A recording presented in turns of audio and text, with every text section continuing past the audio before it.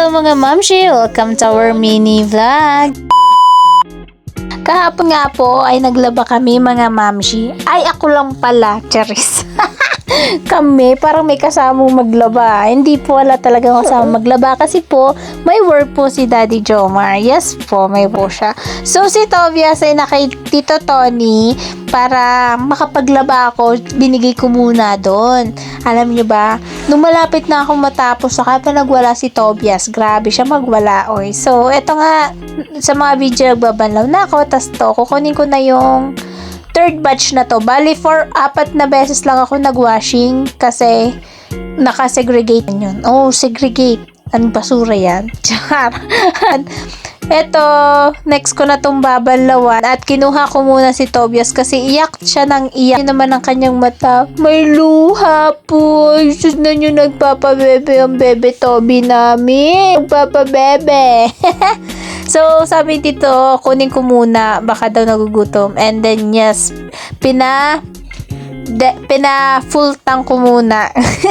Full tank. Yes po. Kasi nga, para hindi siya magwala. Tapos nanonood kami at pagpasensyahan nyo na kung bakit ganyan yung pagtingin ko or ganyan. Dahil po kasi hindi ko suot yung salamin ko at malabo po kasi mata ko. Kaya, di ba, nanonood si Tito Tony. Nanonood din ako. At pinapanood ko kaya nakaganyan yung mata ko. Basta ganyan.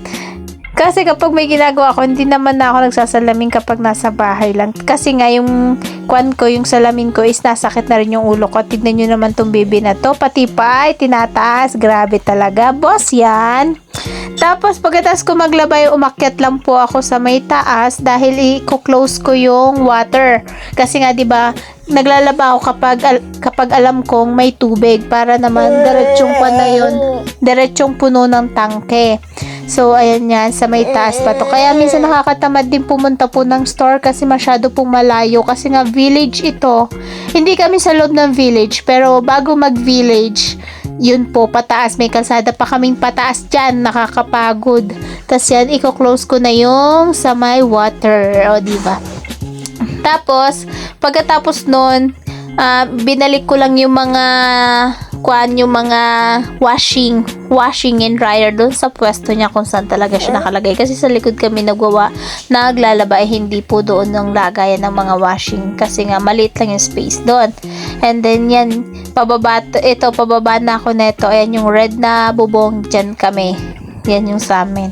O, diba? Nakakapagod kaya umakyat niyan. Grabe, buntok-buntok talaga dito sa Baguio. Tas, fast forward, ayan na. Natapos ng aking labahin. And then, yun lang for today's video. Bye.